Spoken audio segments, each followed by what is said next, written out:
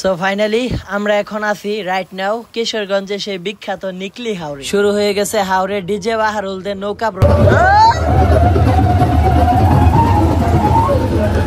তো এটাই হচ্ছে Itna Mithamoin Austagram all weather route. আর এই রুটে বাইক রাইড করার জন্য এতদিন অধীর আগ্রহ ছিল। So hello and what's up guys, কি অবস্থা সবার, কেমন আছেন সবাই? তো it's me Baijit and welcome to my official YouTube channel and Facebook page biker Baijit. তো আজকে হচ্ছে ঈদের দ্বিতীয় দিন, আর ঈদ উপলক্ষে আজকে আমরা যাচ্ছি নিকলি মিঠামইন ট্যুরে। আর তা দেখে আমার ছেলে জিম্বাবুর মন খারাপ। তুমি ট্যুরে যাবা, ঘুরতে যাবা, যাবা? ওকে, আসো যাই। তো তাকে যখন বললাম যে তাকে ট্যুরে নিয়ে যাব, তখন তার মুখে একটু হাসি ফুটলো, কিন্তু কিছু করার নেই, কারণ সে এখন অনেক ছোট, তাকে নিয়ে এখন ট্যুরে যাওয়া পসিবল না। যখন বড় হবে তখন দুই বাপ বেটা একসাথে ট্যুর দিব। আপাতত আমরা 4 জন, 2টা বাইকে, একটা হচ্ছে R15 ভার্সন 3, ওইটাতে আছে তাওহিদ আর সম্রাট, আর আমার সাথে পিলিয়ন হিসেবে থাকবে তাহমিদ। তো আমরা এই 2টা বাইক আজকে যাচ্ছি কিশোরগঞ্জের নিকলি মিঠামইন হাওরের উদ্দেশ্যে। আর আমাদের বাসা স্কয়ার মাস্টার বাড়ি ভালুকা থেকে। সবচেয়ে শর্টকাট রাস্তা হচ্ছে ভালুকা থেকে গফরগাঁও রুট হয়ে দেন হুসেনপুর ব্রিজ দিয়ে জেলখানার মোড়। আর জেলখানার মোড় থেকে নিকলি খুব একটা দূরে নয়, আর নিকলি পর্যন্ত অলমোস্ট 70 কিলোমিটার প্লাস রাস্তা হবে, খুব একটা দূরে না। তো আমরা ভালুকা থেকে হাতের ডান পাশে গফরগাঁও রোডে ঢুকে পড়লাম, একবারে সোজা রাস্তা, আর রাস্তা অনেক ভালো। তো আপাতত এই হচ্ছে আমাদের root plan. So let's enjoy the full blog. যেহেতু আজকে মোটামুটি লম্বা একটা রাইড হবে, যাওয়া আসা অলমোস্ট 200 কিলোমিটার প্লাস হবে, সেজন্য বাইকে প্রয়োজন মতো ফুয়েল নিয়ে নিলাম 2টা বাইকে। তো ফুয়েল নেওয়া শেষ করে আমরা ভাবলাম সামনে একটা দোকানে বসা যাক, একটু কফি টফি খেয়ে রিফ্রেশ হয়ে দেন আবার আমরা বাইক রাইড শুরু করব। কারণ আমরা একটু সকাল সকাল বের হয়েছিলাম, আপনারা ট্রাই করবেন একটু সকাল সকাল বের হইতে, কারণ যে পরিমাণ রোদ আর গরম, আর হাওড়ে তো প্রচুর পরিমাণ রোদ থাকে, একটু সকাল সকাল গেলেই বেটার হয়। তো আমরা কফি খাচ্ছি, কফি খেয়ে রিফ্রেশ হয়ে দেন আবার আমরা বাইক টান দিলাম।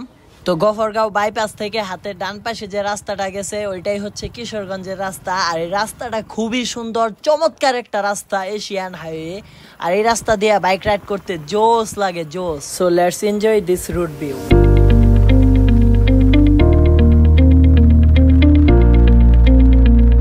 তো R15টা রাইড করতেছে তাওহিদে, আর পিছনে বসে আছে আদনান সম্রাট। ছাপরি ওই দেখেন কি করে, বাইকের উপর দাঁড়ায় কিরকম করে, এটারই বলে ছাপরি। তো আমরা এখন আছি হুসেনপুর ব্রিজের উপরে, আর অলরেডি আমরা কিশোরগঞ্জের সীমানায় ঢুকে পড়ছি।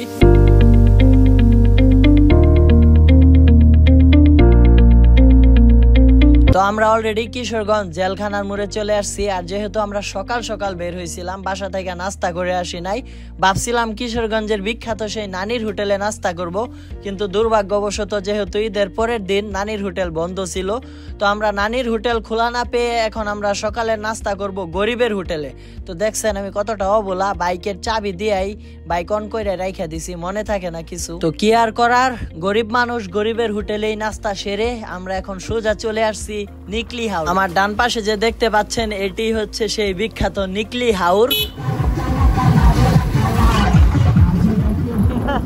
আর আজকে যেহেতু ঈদের দ্বিতীয় দিন ছিল, আর ঈদ উপলক্ষে রাস্তার মধ্যে প্রচুর পরিমাণ ছাপরিদের দেখা পাইতেছি, তারা গাড়ির মধ্যে সাউন্ড বক্স উঠায়া উড়াধুরা চিল করতেছে। এগুলো গ্রামের দিকে আসলে একটু বেশি দেখা যায়, আর এই জন্য তাদেরকে অনেকে গ্রামের চাচাতো ভাই বলে। আসলে এটা বলা ঠিক না, তাদের বয়স কম, তারা বিনোদনের অংশ হিসাবে গাড়িতে সাউন্ড বক্স উঠায় একটু আনন্দ ফুর্তি চিল করে। যদিও আমি মনে করি গাড়ির উপর এভাবে রিস্ক নিয়ে আনন্দ ফুর্তি চিল না করাটাই বেটার। তো নিকলির এই রাস্তাটাতে প্রচুর পরিমাণ বাংলার টেসলা চলে। বাংলার টেসলা কোনটা বুঝতেই পারছেন, এই অটো রিক্সা। আর এই অটো রিক্সার জন্য ঠিক মতো বাইক রাইড করতে পারতেছি না, এরা উল্টা পাল্টা চালায়, প্রচুর প্যারা দিতেছে রাস্তার মধ্যে। তো আমরা নিকলি হাওরের একটা স্পটে চলে আসছি। এটা মূলত ছিল হচ্ছে হাওরের মাঝখান দিয়ে একটা রাস্তা, আর এখন হাওরের নতুন পানি আসাতে রাস্তা পানির মধ্যে ডুবে গেছে। আর এই রাস্তাটাই বর্তমানে একটা স্পটে পরিণত হয়েছে, কারণ এই রাস্তা ধরে একবারে হাওরের মাঝখান পর্যন্ত যাওয়া যায় বাইক নিয়ে। তাই এইখানে বিভিন্ন বাইকার ট্রাভেলাররা আসতেছে আর হাওরের ভিউ এনজয় করতেছে। যতদূর চোখ যায় শুধু পানি আর পানি। তো সম্রাট পানিতে বাইক নামাইছিল ঠিকই, কিন্তু সে জুতা ভিজাই নাই। জুতা ওই দেখেন কই রাখছে, বাইকের কিটের মধ্যে রাইখা দিছে। তো যারা ভার্সন 3 সহ অন্যান্য বড় কিটওয়ালা বাইক ইউজ করেন তারা এই বুদ্ধিটা শিখে রাখতে পারেন, ভবিষ্যতে কাজে লাগবে। তো আমরা এখন যাব নিকলি হইতে মিঠামইন। অনেকে নিকলি আর মিঠামইন একভাবে, আসলে নিকলি থেকে মিঠামইন যেতে হলে এখন যেতে হবে নদী পথে ট্রলারে করে,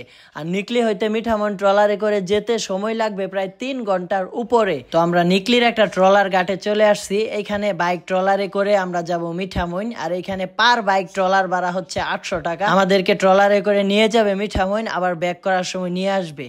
আপ ডাউন ভাড়া হচ্ছে পার বাইক 800 টাকা। হয়তো ঈদের সময় একটু বেশি নিছে, কিন্তু অন্য সময় আরো কম লাগতে পারে। তো বাইক এখন ট্রলারে তুলতে হবে, আমরা ছাড়াও এখানে আরো অনেকগুলা বাইক ছিল, তো সবাই মিলে আসলে একটা ট্রলার নেওয়া হয়েছে। আপনারা চাইলে একটি ট্রলার, যদি অনেকগুলা বাইক আসেন, একটি ট্রলার রিজার্ভও করতে পারেন, সেক্ষেত্রে আপনাদের ভাড়া 4 থেকে 8,000 টাকা পর্যন্ত লাগতে পারে। তো এখন নিকলি থেকে মিঠামইন যেতে হলে আপনাকে জলপথি ব্যবহার করতে হবে, ট্রলারেই যেতে হবে। ট্রলার ছাড়া বর্তমানে স্থলপথে যাওয়ার কোনো ওয়ে নাই, কারণ যতগুলা রাস্তা আছে সবগুলাই যেহেতু পানি আসছে আর পানিতে ডুবে গেছে। তো আমাদের ট্রলার অনেকগুলা বাইক আর আমাদেরকে নিয়ে অলরেডি ছেড়ে দিয়েছে মিঠামইনের উদ্দেশ্যে। প্রায় 3 ঘন্টার জার্নি হবে আজকে জলপথে। তো ওই যে হাওরের মাঝখানে দূরে দেখা যাচ্ছে অনেকগুলা হিজল গাছের জলাবন, আর এই জলাবনের এখানে যেহেতু ছায়া পড়ছে, আর এই প্রচন্ড গরমে ট্রলার গুলা থামানোর পরে মানুষজন এখানে নাইমা গোসল টুসল করতেছে। তো আমি আমাদের ট্রলারের একেবারে সামনের দিকে চলে আসছি, এখানে বসে একটু হাওর বিলাস করতেছি আর ভিডিও ক্লিপ টিপ নিতেছি, যদিও রোদে একেবারে অবস্থা খারাপ।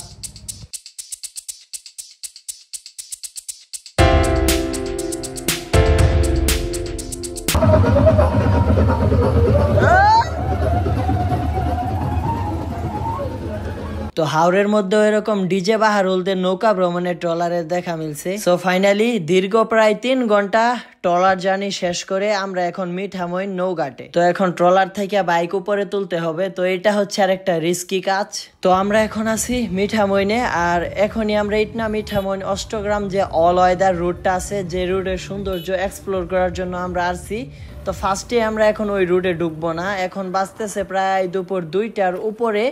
সো ফার্স্টে আমরা দুপুরে লাঞ্চ সেরে দেন তারপরে আমরা ইটনা মিঠামইন অল ওয়েদার যে রুট আছে ওইটা এক্সপ্লোর করব। তো মিঠামইন বাজারের ভিতরে একটা রেস্টুরেন্ট আছে, নাম হচ্ছে সেলিম রেস্টুরেন্ট, আর এটার মালিকের নাম হচ্ছে প্রোপাইটার মোহাম্মদ কটুমিয়া।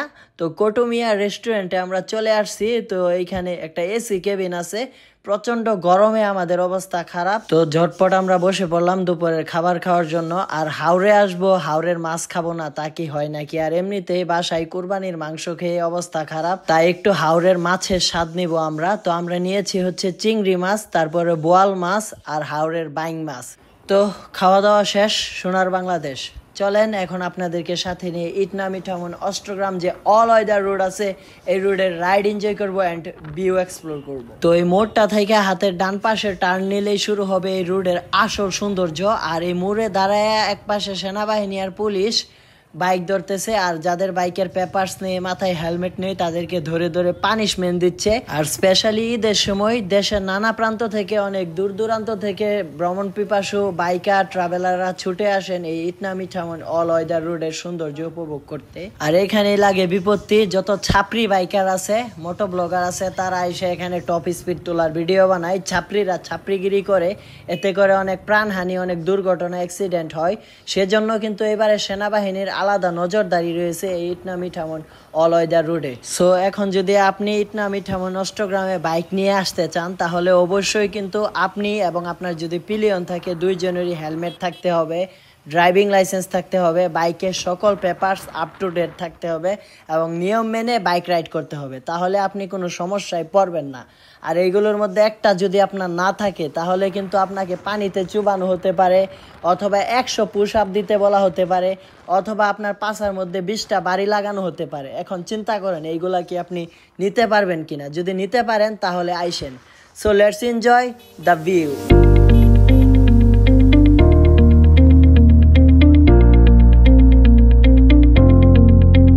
তো অনেক দিন যাবতই একটা ইচ্ছা ছিল যে এই ইটনা মিঠামইন অল ওয়েদার রোডে বাইক রাইড করব। তো রুটটা জোস, 2 পাশে হাওরের পানি আর মাঝখান দিয়ে রাস্তা।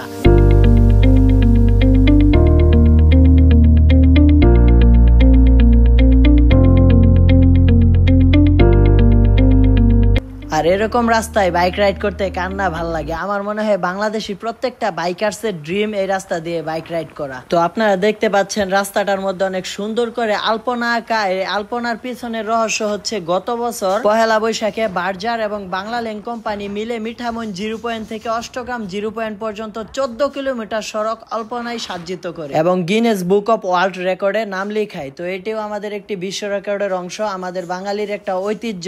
তো আমরা যতটুক রাস্তা আলপনা আঁকা হয়েছে ততটুক পর্যন্ত যাব মিঠামইন 0 পয়েন্ট থেকে অষ্টগ্রাম 0 পয়েন্ট পর্যন্ত। সো গাইস, যারা এখনো ভিডিওটাতে একটা লাইক করে নেয় জলদি একটা লাইক করে দেন, এবং যারা নতুন আমার ইউটিউব চ্যানেলে ভিডিওটা দেখতেছেন অবশ্যই ইউটিউব চ্যানেলটা সাবস্ক্রাইব করে দিবেন, এবং যারা ফেসবুক পেজ থেকে ভিডিওটা দেখতেছেন অবশ্যই ফেসবুক পেজটা ফলো করে দিবেন। তো আমরা প্রায় অলমোস্ট 14 কিলোমিটার বাইক রাইড শেষ করে এই সুন্দর রাস্তা দিয়ে চলে আসছি অষ্টগ্রাম 0 পয়েন্টে। তো এইটাই হচ্ছে অষ্টগ্রাম 0 পয়েন্ট। তো এইখান থেকে আমরা আবার ইউটার্ন নিয়ে এখন বাসার দিকে ব্যাক করার পালা। আমাদের ট্রলার আমাদের জন্য অপেক্ষা করতেছে। ট্রলারের টাইম দেওয়া হচ্ছে 3 ঘন্টা দেওয়া ছিল, মানে আমরা 5টার সময় ব্যাক করব আবার ট্রলারে। তো 5টা প্রায় বাজতেছে। তো এর মধ্যে হয়েছে আরেক বিপত্তি। খবর পাইছি রাস্তার মধ্যে সেনাবাহিনী বাইক ধরতেছে। যেসব বাইকের কাগজপত্র ঠিক নাই এবং পিলিয়ন এবং রাইডার্সের মাথায় হেলমেট নাই তাদেরকে ধরে ধরে পানিশমেন্ট দিচ্ছে। তো আমার বাইকের সকল কাগজপত্র ঠিকঠাক ছিল, হেলমেটও সাথে ছিল। তো আমি আল্লাহর রহমতে ভালোভাবে চলে আসতে পারছি, কিন্তু সম্রাটদের জন্য প্রায় আধা ঘন্টা অপেক্ষা করতে হয়েছে, কারণ সম্রাটের বাইকের এখনো রেজিস্ট্রেশন করাই নাই আর পিলিয়নেরও হেলমেট ছিল না। সেজন্য তারা একটু রাস্তার মধ্যে প্রায় আধা ঘন্টার মতো বসেছিল। সেনাবাহিনী সরে যাওয়ার পর তারপর তারা আসছে। যাই হোক, আজকের মতো আল্লাহ বাঁচাইছে, সেনাবাহিনীর হাতে লাঠির বাড়ি খাওয়া লাগে নাই। তো আমরা প্রায় আধা ঘন্টা লেট করে আমাদের ট্রলারে এসে পৌঁছাইছি। যাই হোক, আলহামদুলিল্লাহ। তো আপনারা যারা নিকলি মিঠামইন আসতে চাচ্ছেন বাইকে করে, অবশ্যই আপনার এবং আপনার বাইকের সকল পেপার সাথে নিয়ে আসবেন এবং হেলমেট পরে আসবেন, নয়তো কিন্তু আপনাদেরও সেনাবাহিনীর হাতের পানিশমেন্টের শিকার হওয়া লাগতে পারে। সো গাইস, এই ছিল আজকে আমার একদিনের হাওড় ভ্রমণের গল্প। পার্সোনালি আমার কাছে অনেক ভালো লাগছে আজকের হাওড় ভ্রমণটি। অনেকদিন মনে থাকার মতো একটি ট্যুর ছিল। তো আপনাদের কাছে কেমন লাগছে অবশ্যই কমেন্ট করে জানাবেন। ভালো লাগলে অবশ্যই একটি লাইক করে দিবেন, আর হ্যাঁ, আমার ইউটিউব চ্যানেলটি সাবস্ক্রাইব করতে ভুলবেন না, আর অবশ্যই ফেসবুক পেজটিও ফলো করে দিবেন। সে পর্যন্ত ভালো থাকবেন, সুস্থ থাকবেন, আর হ্যাঁ, বাইকার বাইজিতে সাথেই থাকবেন। Bye bye, tata, thanks for watching.